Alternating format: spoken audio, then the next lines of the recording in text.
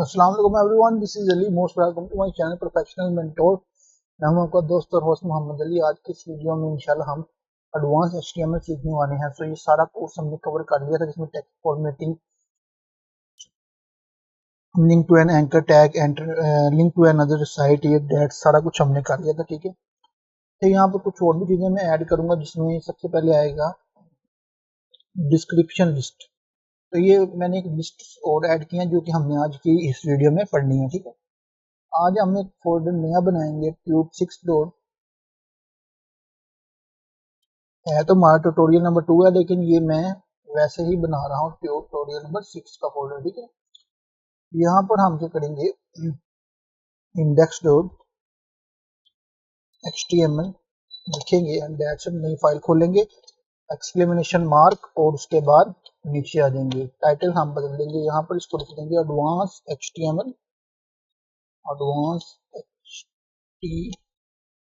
ठीक है जी, इसके बाद हम आएंगे नीचे लिस्ट्स के बारे में। तो हम आगे बाकी चलते हैं। हम यहाँ पर सबसे पहले पढ़ेंगे अनऑर्डर लिस्ट के बारे में। यूएल लिखेंगे एंड लिस्ट लिखेंगे, लिस्ट को मल्टीप्लाई बाय 4 करेंगे, और क्या उससे फायदा होगा, ये होगा कि हमारी 4 बार लिस्ट लिखी आ जाएगी।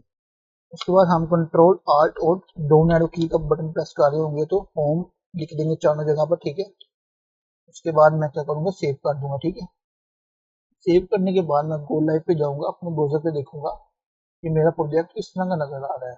ठीक है जी, ये देखें, ये अनऑर्डर लिस्ट है, इसकी कोई ऑर्डर नहीं है। लेकिन अगर इसी जगह पर मैं ऑर्डर लिस्ट लिखूं सेम टू सेम, तो ये मुझे 4 फॉर्म मिलेंगे। ठीक है, अच्छा ये देखिए 1 2 3 एंड 4, ये ऑर्डर की फॉर्म में आ रहा है, लेकिन ये अनऑर्डर है। ठीक है, अब इसके बाद एक और भी लिस्ट है, जिसको कहते हैं डिस्क्रिप्शन लिस्ट, इसको कहते हैं डीएल। पहले नेस्टेड के बारे में पढ़ लेते हैं। नेस्टेड किस तरह से दिखते हैं। सबसे पहले आपने क्या करना है, एक लिस्ट बनानी है। ठीक है, उसके अंदर एक लिस्ट बनानी है, जैसे कि होम, इधर मैंने लिख दिया फॉर एग्जांपल होम। ठीक है, होम एंड दैट्स इट। इसके अंदर अब मैं लिस्ट बनाऊंगा यूएल एंड, ये हमारा होम 1 एंड होम 2 की नेस्टेड लिस्ट बन गई है। ये देखिए होम 1 हो गया। ठीक है, इसके अंदर की ये लिस्ट होम 1 का पेज और होम 2 का पेज, ये होगी नेस्टेड लिस्ट हमारी। ठीक है, इसके बाद आगे हम पढ़ेंगे डिस्क्रिप्शन लिस्ट, जिसको कहते हैं डीएल।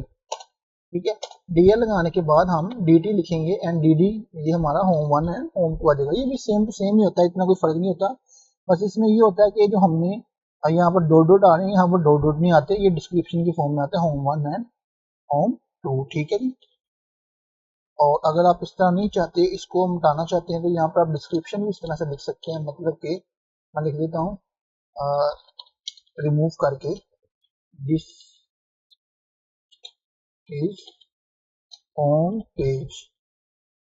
ठीक है जी, अब देखें तो ये हमारे पास एक डिस्क्रिप्शन आ चुकी है। ठीक है, अच्छा अब हमने क्या करना है, कुछ और चीजें पढ़नी है जो कि हमारे लिए बहुत इंपॉर्टेंट है। ये टैग्स तो बहुत इंपॉर्टेंट थे, अनऑर्डर लिस्ट, ऑर्डर लिस्ट, उसके बाद हमने नेस्टेड लिस्ट, उसके बाद हमने डिस्क्रिप्शन लिस्ट पढ़ी है। ठीक है, आगे चलते हैं जी। आगे हमारा जो टैग्स हैं, वो सबसे ज्यादा इंपॉर्टेंट टैग्स हैं, जो कि सबसे ज्यादा यूज होने वाला टैग है। अच्छा, इससे पहले हम टेबल वाले टैग पढ़ लेते हैं। टेबल क्या होता है बेसिकली, ये इतना इंपॉर्टेंट नहीं है, नॉर्मल या टेबल इतने ज्यादा यूज नहीं होते वेबसाइट में, लेकिन फिर भी मैं आपको बता रहा हूँ। तो ये फॉर एग्जांपल मैंने एक टेबल बना दिया, ये होम होम, इस तरह से टेबल एक ऐसे भी बन जाता है। ठीक है, और एक उसका दूसरा तरीका भी है, वो क्या है, वो है इधर हम से लिखेंगे टीएच। ठीक है, टेबल हेडिंग के अंदर मैंने फॉर एग्जांपल लिख दिया नेम।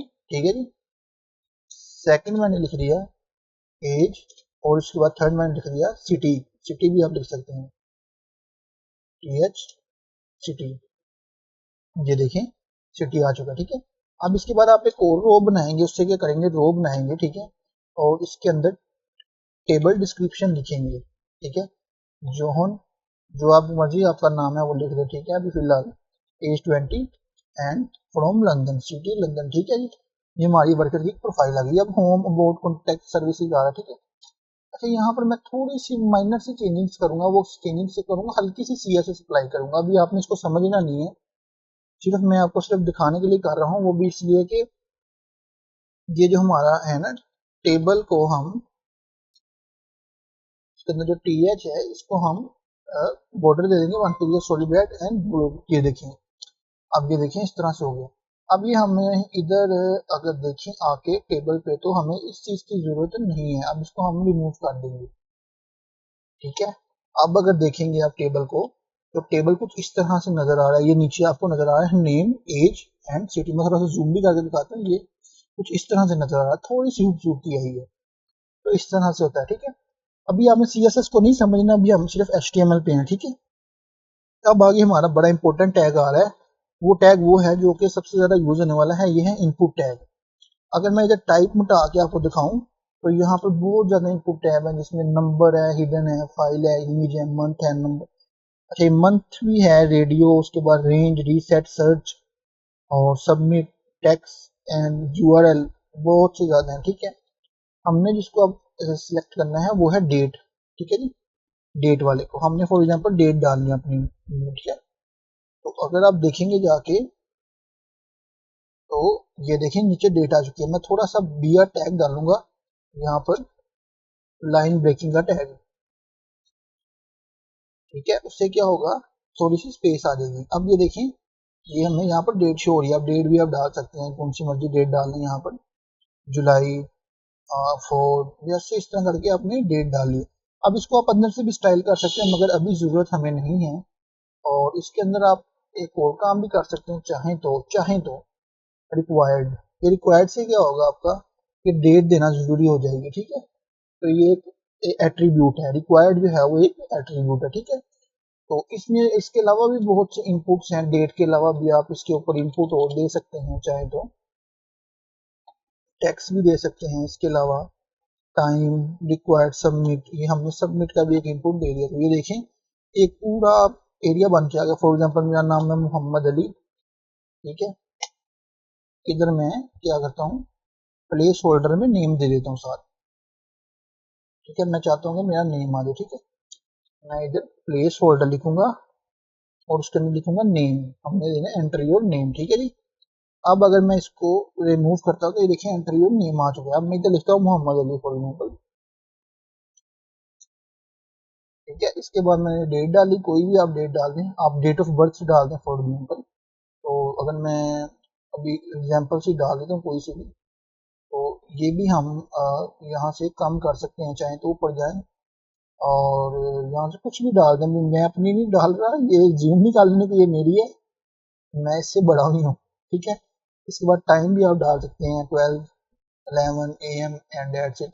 इसके बाद आप सबमिट भी कर सकते हैं। तो अभी सबमिट नहीं होगा क्योंकि ये हमारी वेबसाइट है स्टैटिक। जब तक हम इस पर जावास्क्रिप्ट अप्लाई नहीं करेंगे तब तक ये सबमिट नहीं होगा। ठीक है जी, तो ये सारी चीजें थी जो कि मैंने आज आपके सामने बयान कर दी हैं। ठीक है, अच्छा हम एक और काम भी कर सकते हैं, ये पूरा फॉर्म भी बना सकते हैं उससे, कि फॉर्म। ठीक है, तो इस पे हम एक्शन भी अप्लाई करवा सकते हैं। मसलन ये सारा डाटा मैं इसके अंदर ले आता हूँ। ठीक है, तो अगर मैं एक मिनट सब्र करें, मैं एक एक्शन प्रोवाइड करवाना चाह रहा हूँ, अगर होता है शायद हो जाए, मगर most of the time JavaScript के जरिए ही ये काम हुआ करते हैं। तो यहाँ पर भी मैं फिलहाल अभी सिर्फ देखने के लिए कर रहा हूँ कि क्या हो सकता है कि ये काम के नहीं हो सकता। एक्शन हम करें सबमिट का। ठीक है जी, एक्शन मैंने प्रोवाइड कर दिया सबमिट का। ठीक है, अगर अब मैं सबमिट करता हूँ तो ये देखिए आपसे नेम का रिक्वायर्ड फील्ड मांग रहा है, क्योंकि मैंने यहाँ पर रिक्वायर्ड फील्ड मांगी हुई है, रिक्वायर्ड किया हुआ है। अब अगर मैं यहाँ पर जब तक नेम नहीं डालूंगा तब तक ये मेरा आगे नहीं जाएगा। यही फायदा था, यही मैं सिर्फ आपको दिखाना चाह रहा था। तो बाकी ये हम जावास्क्रिप्ट के जरिए भी कर सकते हैं। मैं डेट कोई भी डाल दें आप, दैट्स इट। बट टाइम भी डालना पड़ेगा, आपको रिक्वायर्ड है, क्योंकि उसके बगैर काम नहीं चलेगा। सबमिट करेंगे, अभी ये देखें सबमिट हो गया, मगर इसके आगे कुछ भी आया नहीं, क्योंकि हमने आगे कोई इसको सर्व नहीं किया सबमिट को। ठीक है, जब हम इंशाल्लाह इसको सबमिट करेंगे तो ये हमारा काम जावास्क्रिप्ट के जरिए होगा, तो तब हमारा ये सारा काम चलेगा। थोड़ा सा माइनर सा मैं आपको ना CSS के बारे में भी बता देता हूँ यहाँ पर, ताकि आगे भी जाके हमने पढ़ना है। माइनर सा बताऊंगा, बिल्कुल माइनर सा। CSS को हम 3 तरीकों से लिख सकते हैं, यहाँ पर ही बता देता हूँ आपको। थोड़ा सा नीचे कमेंट कर देता हूँ मैं। ठीक है, इधर लिख देता हूँ CSS। ठीक है जी, इसके अंदर मैं लिखता हूँ यहाँ पर फॉर एग्जाम्पल H1 लिखता हूँ, टैग लिखता हूँ H1, मैंने पहले बताया। ठीक है, इसको मैं करूंगा यहाँ पर स्टाइल देता हूँ। ठीक है, फॉर एग्जाम्पल मैं कलर दे देता हूँ, कोई भी दे दें आप, ब्लू दे देता हूँ, ठीक है। और इसके अंदर मैं लिख दूंगा हेलो फॉर एग्जाम्पल, जो भी आ गया हमने उसे फिलर दे दिया, ठीक है। बैक पे चलते हैं तो ये हमारा, ये देखें ये हमारा हेलो आ चुका है। तो इससे क्या फायदा हुआ है हमारा, ये फायदा हुआ है कि हमारा कलर चेंज हो गया है।